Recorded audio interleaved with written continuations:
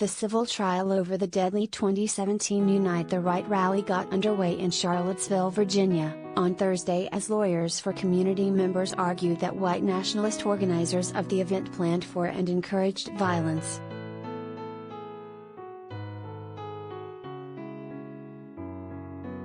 This is a case about violence and intimidation for these plaintiffs, attorney Karen Dunn said in her opening statement in federal court. They will tell you this is also a case about justice and accountability, accountability for those defendants who planned and perpetrated this violence thinking that they would get away with it.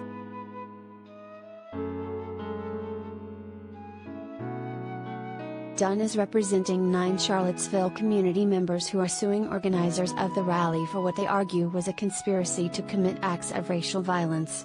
The night of August 11, 2017, dozens of neo-Nazis and white supremacists marched with tiki torches through the University of Virginia's campus, at one point chanting "Jews will not replace us." The following day, the extremists clashed with anti-racist counter-protesters before 20-year-old James Alex Fields Jr. intentionally drove his car into a crowd of counter-protesters, injuring dozens and killing 32-year-old Heather Hare. Fields is now serving a life sentence for the attack.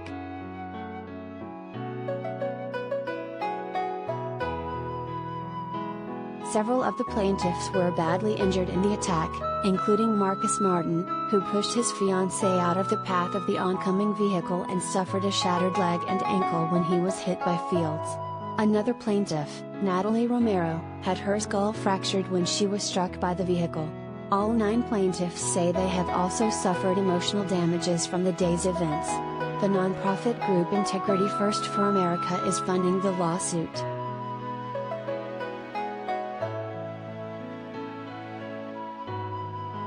The defendants in the case are 14 individuals including white supremacist leaders Richard Spencer, Jason Kessler and crying Nazi Christopher Cantwell, who all helped organize the rally, as well as Fields. The suit also names 10 neo-Nazi and white supremacist organizations. Spencer, who told a judge earlier this year that the lawsuit has been financially crippling, is representing himself.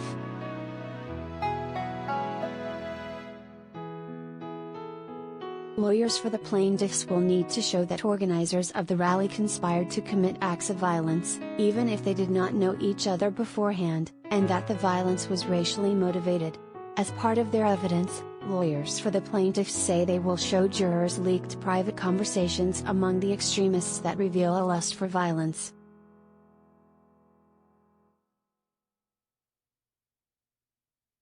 Evidence is going to show you that many of the defendants were key players in the white nationalist movement, Dunn said in her opening remarks.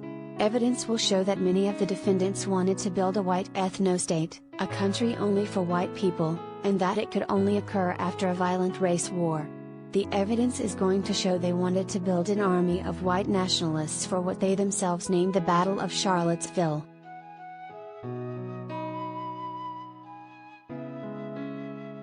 One leaked text between Kessler and Spencer 2 months before the rally highlights their plans for violence.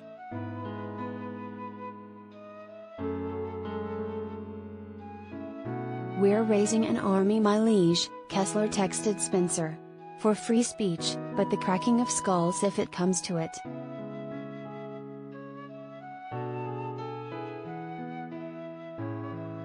The majority of the planning was done through the chat service Discord, Dunn said. Hundreds of thousands of chats among neo-Nazis and white supremacists were also leaked by the independent media organization Unicorn Riot. Lawyers for the plaintiffs say they have sifted through 5.3 terabytes of online data related to the case.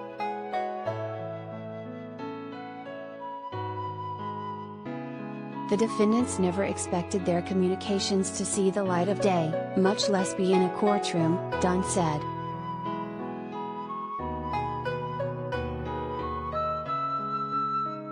Attorney James Kolnick, who is representing defendants Kessler and Nathan D'Amigo, argued that his clients aren't responsible for the conduct of other Unite the Right participants, and shifted the blame to anti-fascists.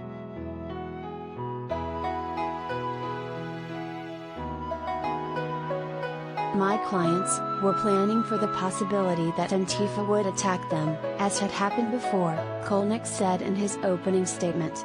The anti-fascists go wherever the alt-right goes, and they do what they can to physically stop them from expressing their reprehensible ideas, and they are not afraid to use violence to do that.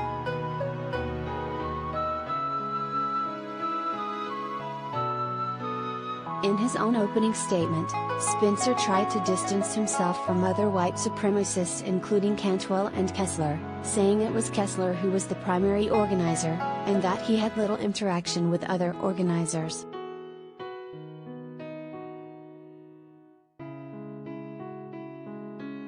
Christopher Cantwell is also an acquaintance, not a friend, Spencer told the court.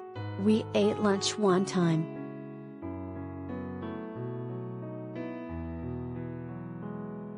But for all his attempts to distance himself from the day's violence, slur-filled audio leaked in 2019 and played for the jury on Thursday revealed Spencer's commitment to racial violence.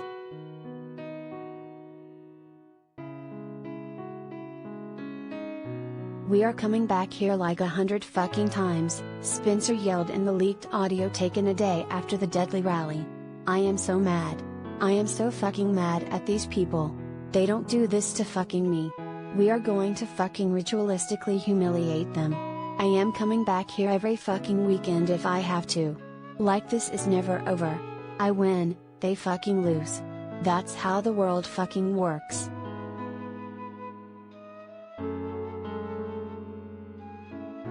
Spencer continued, little fucking kikes. They get ruled by people like me. My ancestors fucking enslaved those little pieces of fucking shit. I rule the fucking world. Those pieces of fucking shit get ruled by people like me. They look up and see a face like mine looking down at them. That's how the fucking world works. We are going to destroy this fucking town.